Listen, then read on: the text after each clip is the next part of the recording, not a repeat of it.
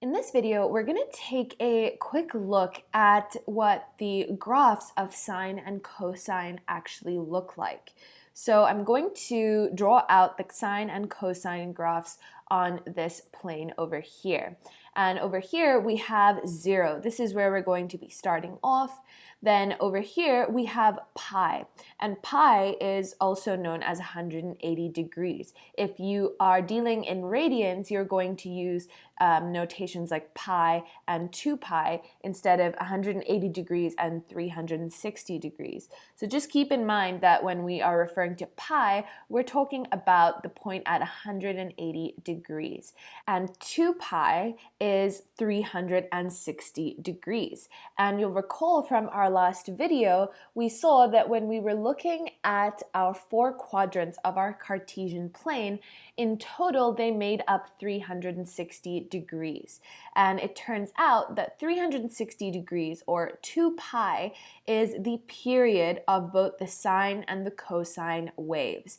And what that means is that the sine and cosine functions, because these are periodic functions, because these are waves, they're actually going to have a repeated pattern, and they have a waveform, meaning that one entire wave is going to pass in 360 degrees. So within 360 degrees, we have one waveform of either our sine or our cosine waves. Sine and cosine are actually very simple looking functions. And if you're familiar with how these two functions actually look graphically, you'll be able to answer a few questions quite easily when it comes to certain special angles, for which we don't need a calculator to determine the sine and cosine functions of those angles. So we're going to also add a few more special angles in addition to the ones that we learned a few videos ago. And those can be learned simply by just being familiar with what the sine and cosine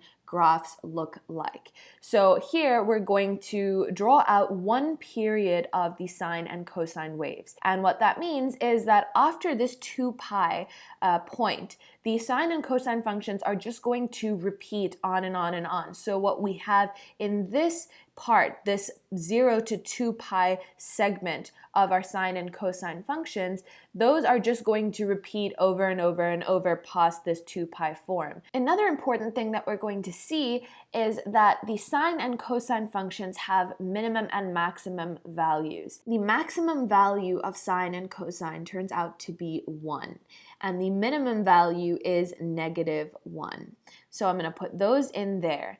And intuitively, that does make sense because we know from our trigonometric ratios that our trigonometric functions are going to be basically a fraction, something over something, the opposite over the hypotenuse, the adjacent over the hypotenuse. And that means that if we have a fraction, the maximum value is naturally going to be 1. So let's look at the sine function. The sine function is going to start at 0, and it's going to look like this. We have a maximum here at 1. We have a minimum here at -1. Right now, it might not look entirely to scale because I've drawn this by hand, but this part over here is meant to be exactly the same as this part. So this is just a flipped version of this. So the sine function, and I'm just going to put in red here that we have sine of x. So this red function is the sine function. So there are a few takeaways that we need to look at from this function.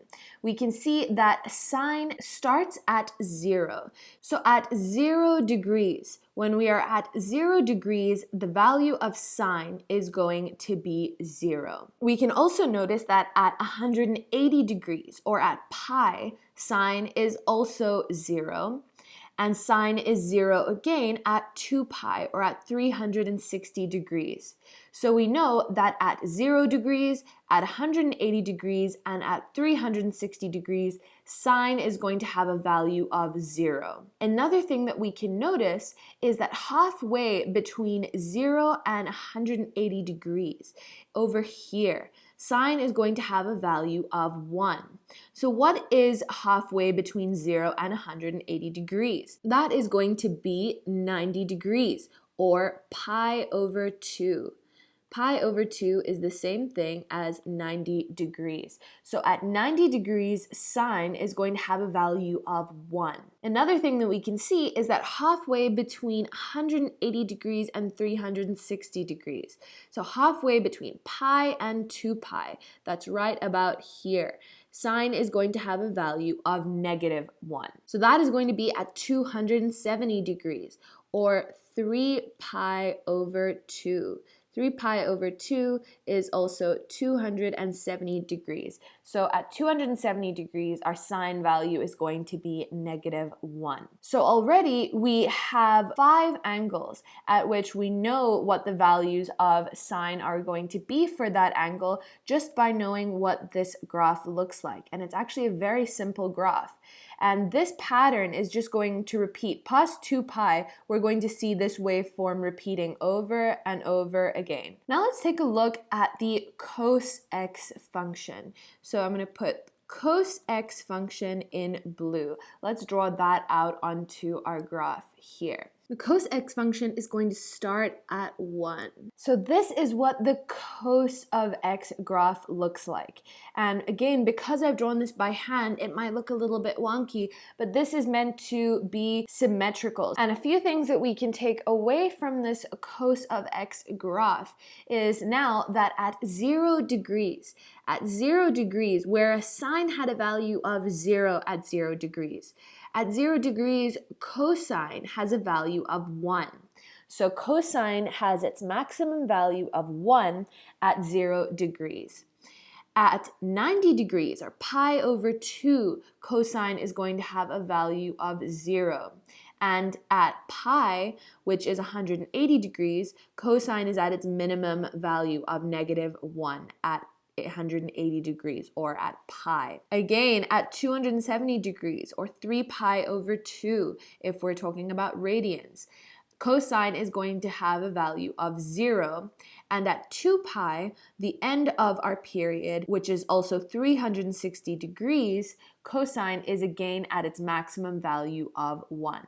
So these are the graphs of sine x and cosine of x. And if you guys are familiar with what these look like, and this is not a very difficult thing to commit to memory, they're actually very simple and elegant looking graphs that if you are familiar with, you can easily add a few angles to your repertoire of angles that you know the sine and cosine values for and won't need to use a calculator.